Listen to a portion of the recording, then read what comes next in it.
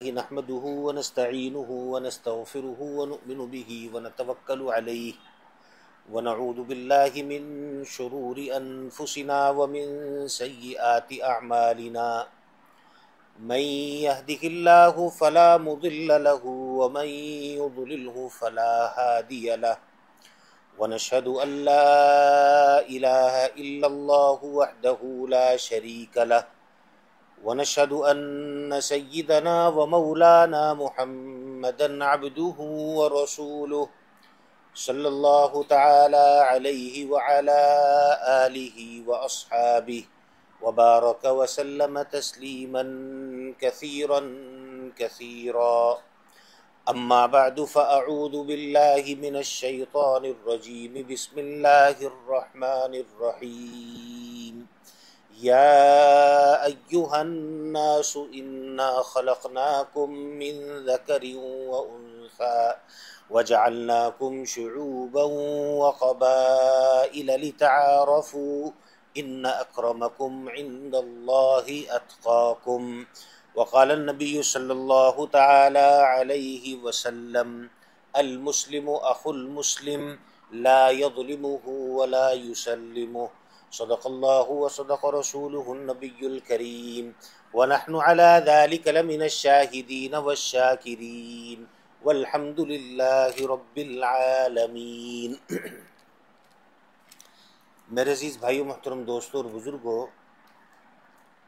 خطبے کے اندر جو آیت مبارکہ تلاوت کی گئی ہے، اس میں اللہ رب العزت یہ ارشاد فرماتے ہیں کہ اے لوگو، ہم نے تمہیں ایک مرد اور ایک عورت سے پیدا فرمایا ہے، اور ہم نے تمہارے قبیلے اور گروہ بنا دیے ہیں تاکہ تم ایک دوسرے کا تعارف کر سکو، اور اللہ تعالیٰ کے نزدیک مقام میں بڑھ کر وہ ہے کہ جو تقوی میں آگے ہے۔ ان اکرمکم عند اللہ اتقاکم، اللہ تعالیٰ کے نزدیک مرتبہ اور مقام اس کا بلند ہے کہ جو تقوی میں بڑھ کر ہے۔ اس آیت مبارکہ میں اللہ رب العزت نے ہمیں یہ بتلایا ہے کہ ہمیں آپس میں بھائی بن کر کے رہنا چاہیے، جس کو قرآن کریم ہی کے اندر اللہ تعالیٰ نے یہ فرمایا کہ مسلمان آپس میں بھائی بھائی ہیں، انما المسلمون اخوہ، کہ یہ مسلمان آپس میں بھائی بھائی ہیں۔ اور اسی طریقے پر حدیث مبارکہ میں بھی اللہ رب العزت نے یہ ارشاد فرمایا کہ المسلم اخو المسلم لا یظلمہ ولا یسلمہ، کہ مسلمان آپس میں بھائی بھائی ہیں، یہ نہ تو دوسرے پر ظلم کرتے ہیں، اور اسی طریقے پر اگر کسی پر ظلم ہو رہا ہو تو یہ اس کو بے یار و مددگار نہیں چھوڑتے۔ تو اس حدیث مبارکہ کے اندر بھی یہ بتلایا گیا کہ ہم آپس کے اندر ہمارا رشتہ بھائی بھائی کا ہے۔ موجودہ معاشرے کے اندر ہم ہیں تو مسلمان، اور زبانی اعتبار سے ہم دوسرے کو اپنا بھائی بھی کہتے ہیں، لیکن ہمارے درمیان بہت زیادہ تفریقات پائی جاتی ہیں، اور ان تفریقات کے اندر ایک تفریق تو یہ ہے کہ ہم ذات پات کے اعتبار سے الگ شمار کیے جاتے ہیں، ذات پات کی بنیاد پر ہم اس پہ فخر محسوس کرتے ہیں، اور اسی طریقے پر علاقائی اعتبار سے بھی ایک دوسرے پر فضیلت حاصل کرنا چاہتے ہیں، ایک دوسرے پر بڑھوتری حاصل کرنا چاہتے ہیں، اور اسی طریقے پر بعض چیزیں ہیں جو ہمیں سیاسی اعتبار پر ہمیں جماعتوں کے اندر تقسیم کر دیا گیا ہے، تو جماعتوں کی بنیاد پر ہم ایک دوسرے سے لڑائی کرتے ہیں، اور اس وقت ہم یہ فراموش کر دیتے ہیں کہ ہم آپس کے اندر ایک دوسرے کے بھائی ہیں۔ سیاسی اعتبار پر اگر ہم غور کریں تو یہ دیکھا جائے گا جو مختلف قسم کی پارٹیاں ہیں، جو بھی پارٹی ہماری برسر اقتدار آتی ہے وہ دوسری پارٹی جو اس سے پہلے اقتدار کے اندر ہوتی ہے ان کی برائیاں بیان کرتی ہے۔ حالانکہ ہونا کیا چاہیے کہ جو اقتدار کے اندر آیا اسے قوم کی بھلائی کے اندر اور قوم کی بہتری کے اندر لگنا چاہیے، اور جو کام ان سے پہلے لوگ نہیں کر پائے ان کو وہ کام کر کے دکھانے چاہیے۔ لیکن ہمارے ہاں یہ معاملہ نہیں کیا جاتا، بلکہ ہمارے ہاں جب بھی کوئی اقتدار کے اندر آ جائے تو وہ اقتدار کے اندر آنے کے بعد دوسرا جو اقتدار سے جا چکا ہو اس کی برائی لازمی بیان کرتا ہے۔ تو اس آیت نے اور حدیث مبارکہ میں ہمیں اس طرح متوجہ کیا کہ المسلم اخو المسلم، مسلمان آپس کے اندر بھائی ہیں، ان کا رشتہ آپس کے اندر بھائی چارگی کا ہے۔ تو بھائی اسی وقت بن سکتے ہیں کہ جب اپنے دوسرے بھائی کی تکلیف کو اپنی تکلیف سمجھیں۔ آج ہمارے ہاں یہ تفریق بالکل ختم ہو گئی۔ آج ہم دوسرے کی تکلیف کو محسوس نہیں کرتے، ہماری تکلیف ہمیں تکلیف لگتی ہے، اور دوسرا اگر کہیں کوئی تکلیف کے اندر آ جائے تو ہمیں ڈرامہ لگتا ہے۔ ہم کہتے ہیں تو ڈرامہ بازی کر رہا ہے، یہ تو ناٹک کر رہا ہے، اور اس طرح کی ہم باتیں کرنے لگ جاتے ہیں۔ یہ ہمیں ہماری تکلیف لگ رہی ہے، لیکن دوسرے کی تکلیف محسوس نہیں ہو رہی۔ حالانکہ حدیث کے اندر کہا کہ المسلم اخو المسلم، کہ مسلمان کا بھائی ہے، لا یظلمہ ولا یسلمہ، کہ یہ اس کا ظلم نہیں کرتا بلکہ کیا کرتا ہے، جب دوسرے مسلمان کو تکلیف کے اندر دیکھتا ہے تو اس کی مدد کرتا ہے۔ ومن کان فی حاجت اخیہ، یہ ترغیب دی گئی کہ جو اپنے مسلمان بھائی کی حاجت کو پورا کرتا ہے، اس کی کسی ضرورت کو پورا کرتا ہے، تو نبی کریم صلی اللہ علیہ وسلم نے فرمایا کہ اللہ رب العزت اس کی پریشانی کو دور کرنے میں لگ جاتے ہیں۔ من کان فی حاجت اخیہ کان اللہ فی حاجتی، تو اللہ تعالیٰ اس کی حاجت پوری کرنے کے اندر لگتے ہیں۔ تو یہ ایک ہمارا بہت بڑا المیہ ہے۔ اس کو ہم ایک مثال کے ذریعے سے یوں بھی سمجھ سکتے ہیں کہ اگر مثال کے طور پر بارش ہو رہی ہے، اب بارش کے اندر ہمارا گھر ٹپک رہا ہے، اب گھر کی چھت ٹپک رہی ہے، مجھے اس سے تکلیف محسوس ہو رہی ہے۔ یہ جو تکلیف مجھے محسوس ہو رہی ہے، ہمیں یہ سوچنا ہے کہ میرا جو پڑوس کے اندر آدمی رہ رہا ہے اس کی بھی یہی کیفیت ہو رہی ہے کہ اس کا بھی گھر ٹپک رہا ہے۔ اب اس ٹپکتے ہوئے گھر کے اندر جو تکلیف اس شخص کو محسوس ہو رہی ہے، اتنی تکلیف مجھے بھی محسوس ہو رہی ہے یا نہیں ہو رہی؟ تو اس بات کا فیصلہ ہو جائے گا کہ ہم نے اس کو اپنا بھائی سمجھا یا نہیں سمجھا۔ تو جتنی تکلیف مجھے اپنے گھر کے اندر پانی ٹپکنے کی ہو رہی ہے، اتنی تکلیف اپنے پڑوسی کے چھت کے ٹپکنے پر بھی ہو جائے تو یہ اخوت کا رشتہ ہے، یہ اخوت اور بھائی چارگی کا رشتہ ہے۔ تو اگر ہم چاہتے ہیں کہ ہم معاشرے کی اصلاح کر لیں، اور ہم چاہتے ہیں کہ ہم معاشرے کے اندر بہتری لے آئیں، معاشرے کو ایک اچھا معاشرہ سمجھ لیں، تو اس کے لیے ہمیں بھائی چارگی کے رشتے کو قائم کرنا ہوگا۔ اور حضور نبی کریم صلی اللہ علیہ وسلم نے یہ بھائی چارگی کا رشتہ قائم فرمایا تھا اس وقت میں کہ جب مہاجرین مکہ سے ہجرت کر کے مدینہ منورہ آئے، تو مدینہ منورہ میں رہنے والے ایک فرد کو مکہ مکرمہ سے آنے والے شخص کا بھائی بنا دیا، آپس کے اندر ان کے اندر بھائی چارگی پیدا فرما دی۔ اور یہ بھائی چارگی اتنی قوی تھی، اتنی مضبوط تھی کہ انہوں نے مدینہ منورہ کے اندر انقلاب پیدا کر دیا۔ ہر ایک بھائی نے اپنے دوسرے بھائی کی تکلیف کے اندر شامل ہونا اپنی ذمہ داری سمجھا۔ یہاں تک کہ بعض انصار صحابہ ایسے تھے کہ جن کا ڈبل اسٹوری مکان تھا، تو انہوں نے ایسا کیا کہ ایک منزل اپنے لیے رکھ لی، ایک اپنے مہاجر بھائی کو دے دی۔ ایسی مثالیں بھی موجود ہیں کہ انصار آدمی کے پاس 2 بیویاں ہیں، اس نے آیا گھر کے اندر آ کر اس نے اپنے گھر کے اندر رسی لگا کر 2 حصے کر دیے کہ یہ ایک حصہ میرا ہے، ایک حصہ تیرا ہے، میرا آدھا سامان یہ میرا ہے، آدھا سامان تیرا ہے۔ اور یہاں تک انہوں نے کہا کہ یہ جو میری 2 بیویاں ہیں، ان میں سے جو تم پسند کرو میں اسے طلاق دیتا ہوں، اور پھر تم اس کی عدت مکمل ہونے کے بعد اس کے ساتھ شادی کر لو، یہ تمہاری بیوی ہو جائے گی۔ یعنی یہاں تک قربانیاں انہوں نے پیش کی۔ اور دوسری طرف جو آنے والے مہاجرین تھے، ان مہاجرین نے بھی کم قربانیاں پیش نہیں کی، بلکہ انہوں نے آ کر یہ نہیں سمجھا کہ یہ مجھے جو کچھ دینا چاہ رہے ہیں میں اس کو لے لوں، یہ نہیں سمجھا انہوں نے، بلکہ انہوں نے کہا کہ بھائی آپ میرے بھائی ہیں اور آپ میرے لیے یہ قربانی پیش کر رہے ہیں، یہ میری سر آنکھوں پر ہیں، لیکن میں ان کو آپ سے قبول نہیں کروں گا۔ اور کہا کہ ہمیں بازار کا راستہ بتائیں، بازار کا راستہ کہاں پر ہے؟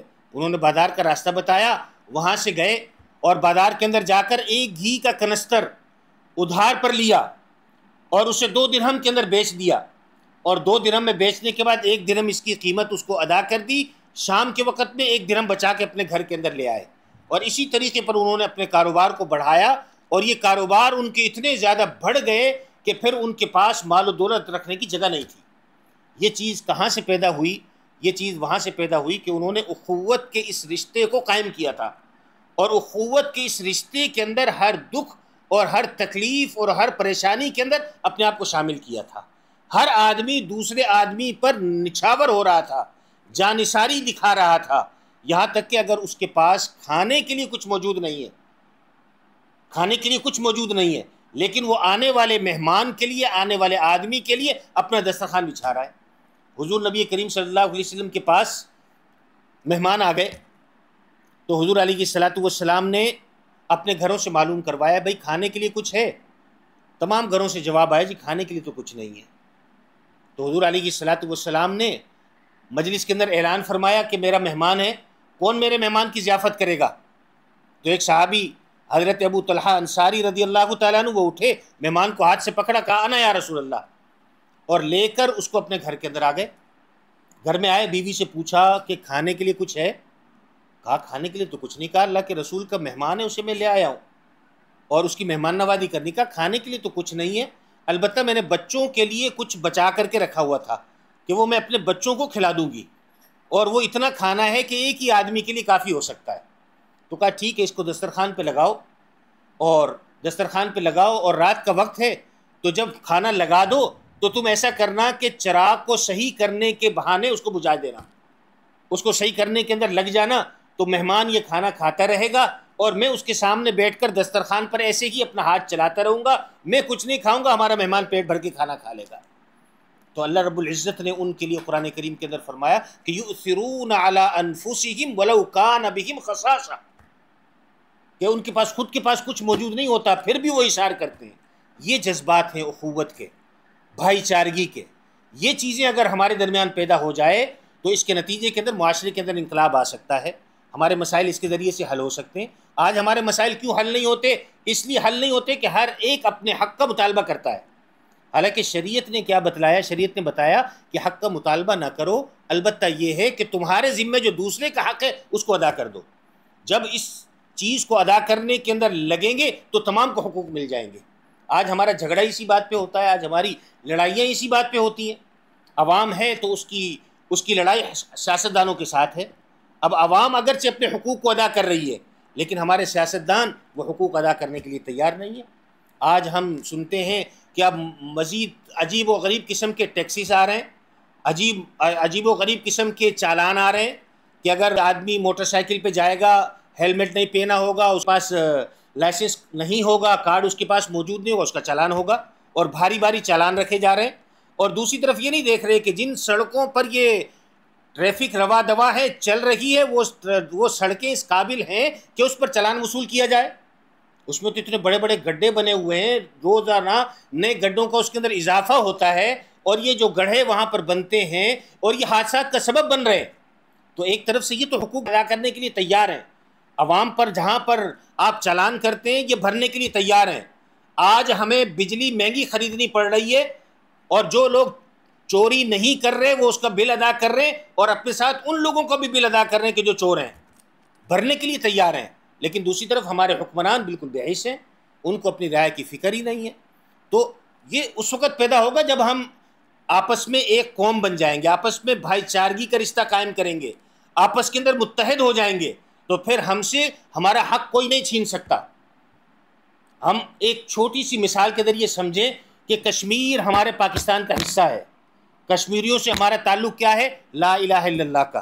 کشمیریوں کے ساتھ ہمارا رشتہ کیا ہے؟ لا الہ الا اللہ کا۔ ہم انہیں اپنے بھائی سمجھتے ہیں۔ کشمیری قوم متحد قوم ہے۔ ابھی حالیہ دنوں میں ان کے اوپر کچھ بے جا ٹیکسز لگنے لگے تو وہ بے حیثیت قوم پوری قوم اٹھ کر کھڑی ہو گئی۔ اس کے جواب کے اندر حکومت کو اس کے سامنے گھٹنے ٹیکنا پڑے اور ان کے جو مطالبات ہیں وہ ماننا پڑے۔ آپ کو جان کر کے حیرت ہوگی کہ کشمیر میں آج بھی بجلی کا یونٹ 5 روپے ہے۔ ہم کس معاشرے کے اندر رہ رہے ہیں؟ کشمیری ہمارے پاکستان کا حصہ ہے، تو ان کا بجلی کا یونٹ کتنا ہے؟ 5 روپے، اور اس 5 روپے پر کوئی اضافی ٹیکس نہیں ہے۔ 5 روپے کا مطلب 5 روپے، کوئی 200 یونٹ کی کہانی نہیں ہے کہ جہاں 200 یونٹ سے بڑھیں گے تو یونٹ زیادہ ہو جائیں گے، اتنے ٹیکسز لگ جائیں گے۔ کوئی ٹیکس نہیں ہے اس قوم پر۔ یہ چیز ان کے لیے کیوں ممکن ہوئی؟ اور یہ عجیب بات ہے کہ کشمیر کے خطے کے اندر مساجد کے لیے بجلی فری ہے۔ آپ نے سنا کہیں پر؟ یہ چیزیں کیوں ممکن ہوئی وہاں پر؟ یہ اس لیے ممکن ہوئی کہ وہ متحد قوم بنے۔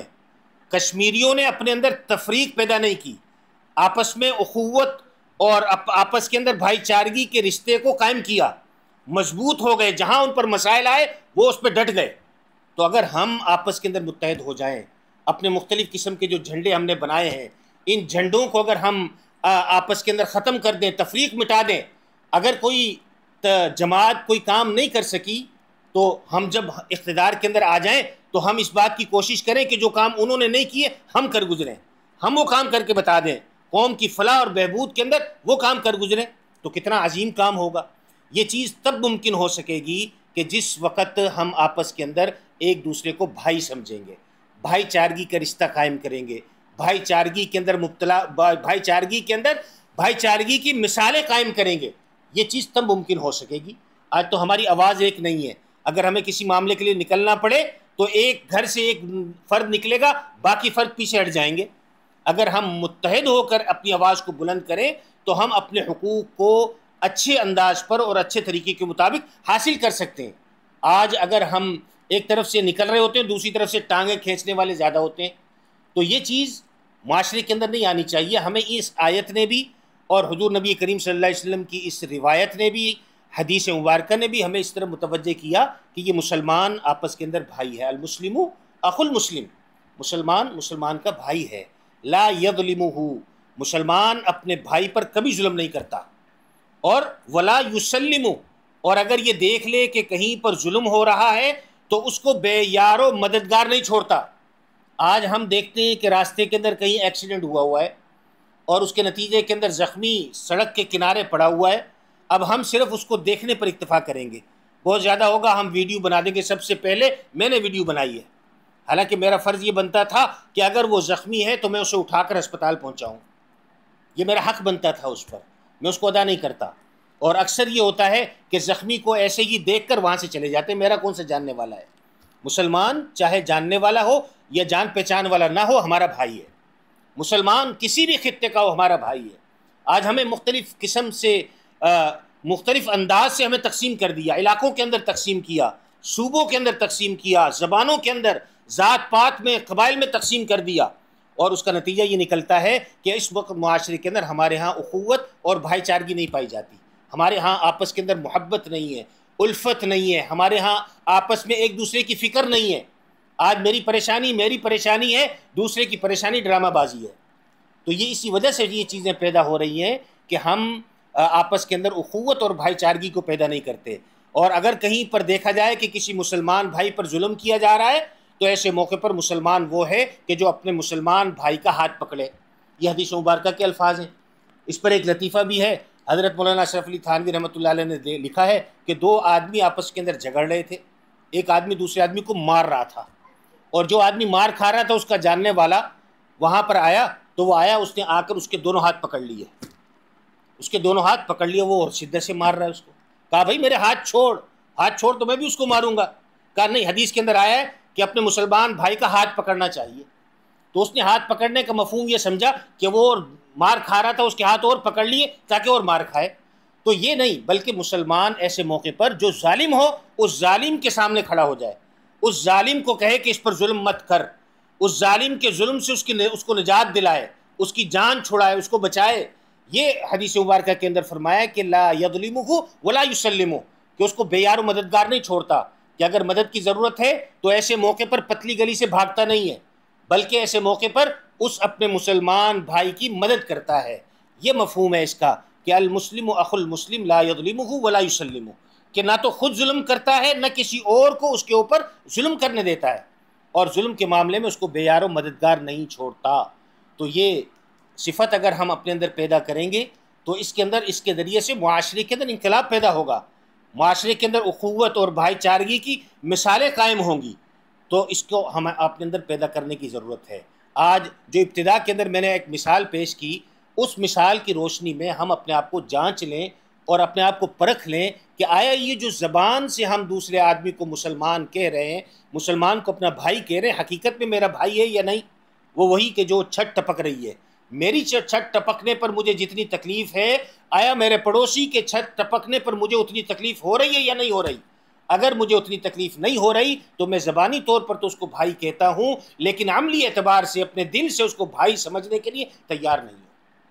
تو اس کے اندر ہم اپنے آپ کو پرکھ لیں اور اپنے اندر یہ صفات پیدا کرنے کی کوشش کریں کہ المسلم اخو المسلم، مسلمان کو اپنا بھائی سمجھیں، جہاں تک ہو سکتا ہو مسلمان سے اس سے کوئی تکلیف ہے، کوئی پریشانی ہے، کوئی اذیت ہے، کسی مصیبت کے اندر مبتلا ہے، مجھے کوشش کرنی ہے کہ میں اپنے اس مصیبت زدہ بھائی کی مدد کروں، اس کے ساتھ تعاون کروں، اس کے ساتھ تعاون کرتے وقت پھر میں لوگوں کی باتوں کی پرواہ مت کروں، بس میرا فریضہ یہ ہے کہ میں بغیر کسی غرض کے اور بغیر کسی لالچ کے میں اس کی مدد کروں، اور میں اس کی مدد کرنے کے اندر اپنے آپ کو یہ سمجھوں کہ میں اس کے ذریعے سے اللہ تعالیٰ کو راضی کرنا چاہتا ہوں۔ انما نطعمکم لوجہ اللہ لا نرید منکم جزاء ولا شکورا، کہ اللہ رب العزت نے قرآن کریم کے اندر ارشاد فرمایا کہ یہ ایمان والے ایسے ہیں، یہ جنتی لوگوں کی صفات ہے کہ جو جنت کے اندر جائیں گے وہ ایسے ہوں گے کہ وہ جب کسی کو کھانا کھلا رہے ہوں گے تو ان سے یہ کہہ رہے ہوں گے کہ یہ جو میں نے کھانا تمہیں کھلایا اس کے بدلے میں مجھے تم سے کچھ چیز نہیں چاہیے، اور بلکہ مجھے اس کے بدلے کے اندر شکریہ بھی نہیں چاہیے، شکریہ کی بھی امید مجھے تم سے نہیں ہے، مجھے کس چیز کی امید ہے کہ مجھ سے میرا اللہ راضی ہو جائے۔ تو ہم اپنے بھائیوں کی مدد اس لیے کریں کہ اس کے نتیجے میں اللہ تعالیٰ مجھ سے راضی ہوتے ہیں۔ تو المسلم اخو المسلم لا یظلمہ ولا یسلمہ، اور قرآن کریم کی جو آیت مبارکہ پڑھی گئی ہے اس کے اندر بھی اللہ تعالیٰ نے یہی ارشاد فرمایا کہ یا ایھا الناس انا خلقناکم من ذکر و انثی وجعلناکم شعوبا وقبائل لتعارفوا، کہ لوگوں تمہیں ہم نے ایک مرد اور عورت سے پیدا کیا ہے، یعنی اماں حوا سے، حضرت آدم علیہ السلام ان کی پیداوار ہو، اسی کی اولاد میں سے ہو، تمہیں کسی قسم کی بڑھوتری قبیلے، ذات پات اور علاقے کی وجہ سے حاصل نہیں ہے۔ من ذکر و انثی وجعلناکم شعوبا وقبائل، یہ جو تمہارے قبیلے بنائے ہیں، یہ جو تمہارے علاقے بنائے ہیں اور تمہاری ذات پات بنائی ہے، کس لیے بنائی؟ اس لیے لتعارفوا، تاکہ ایک دوسرے کا آپس میں تعارف ہو جائے۔ ایک ہی نام کے 3 لوگ ہیں، اب ہمیں ان کی پہچان نہیں ہے، عبداللہ نام کے 3 آدمی ہیں، ہم نہیں جانتے کہ یہ عبداللہ کون سا مراد لیا جا رہا ہے، وہ موجود نہیں، کہتے ہیں عبداللہ کون سا عبداللہ، کہا وہ جو نواب کالونی میں رہتا ہے، تو یہ ایک پہچان ہے۔ اسی طریقے پر کون عبداللہ؟ وہ جو لاہور میں رہتا ہے، کون عبداللہ؟ وہ جو پشاور میں سوات کے اندر رہتا ہے۔ تو یہ ایک تعارف اور پہچان کے لیے قبیلے بنائے ہیں کہ اس کے ذریعے سے تم ایک دوسرے کو پہچان سکو۔ ہاں البتہ اگر بڑھوتری چاہتے ہو، ایک دوسرے کے اوپر فضیلت چاہتے ہو، تو کس چیز کے اندر ہے؟ ان اکرمکم عند اللہ اتقاکم، کہ اللہ تعالیٰ کے نزدیک درجے کے اندر بڑھ کر وہ ہے کہ جو تقوی کے اندر بڑا ہوا ہے، تو جو تقوی کے اندر بڑا ہوگا اس کا مقام بلند ہوگا۔ تو یہ ہمیں سیکھنا چاہیے اور اس کے مطابق ہمیں اپنی زندگی گزارنا چاہیے کہ ہمیں اس دنیا کے اندر آپس کے اندر بھائی بھائی بن کر اپنی زندگی گزارنی ہے۔ اور بھائی بننے کا مطلب یہ ہے کہ ایک مسلمان بھائی دوسرے مسلمان کی مدد کرنے والا ہو، بغیر کسی غرض کے اور بغیر کسی لالچ کے دوسرے کے ساتھ تعاون کرنے والا ہو، اس کی پریشانی کو دور کرنے والا ہو۔ المسلم اخو المسلم لا یظلمہ ولا یسلمہ ومن کان فی حاجت اخیہ کان اللہ فی حاجتہ، جو اپنے بھائی کی حاجت پوری کرنے کے اندر لگتا ہے اللہ تعالیٰ اس کی حاجت کو پورا کرنے میں لگ جاتے ہیں۔ اور اسی حدیث کے آخری ٹکڑے کے ارشاد فرمایا کہ من ستر مسلمن ستر اللہ یوم القیامہ، کہ جو اپنے بھائی کی پردہ پوشی کرتا ہے اللہ تعالیٰ اس کی پردہ پوشی فرماتے ہیں، قیامت کے دن اللہ تعالیٰ اس کی پردہ پوشی فرمائیں گے۔ تو یہ بھی ایک سیکھنے کی چیز ہے۔ عام طور پر معاشرے کے اندر یہ ہے کہ ہم اگر کسی بھائی کی کوئی برائی دیکھ لیں تو اس کو معاشرے کے اندر اچھالتے پھرتے ہیں، ہر ایک کے سامنے بیان کرتے ہیں۔ یہ حدیث مبارکہ میں ہمیں بتلایا کہ سچا اور اچھا مسلمان وہ ہے کہ من ستر مسلمن ستر اللہ یوم القیامہ، کہ جو اپنے بھائی کی پردہ پوشی کرے گا، اس کے عیبوں کو، اس کی برائیوں کو، اس کے گناہوں کو چھپائے گا، اللہ تعالیٰ قیامت کے دن اس کے اوپر پردہ پوشی فرمائیں گے اور اس کے گناہوں کو چھپا دیں گے، اس کی برائیوں کو چھپا دیں گے، اس پر پردہ ڈال دیں گے۔ تو اس پر ہمیں عمل کرنا چاہیے۔ اللہ تعالیٰ مجھے آپ کو کہنے سننے سے زیادہ عمل کرنے کی توفیق عطا فرمائے۔ وآخر دعوانا ان الحمد للہ رب العالمین۔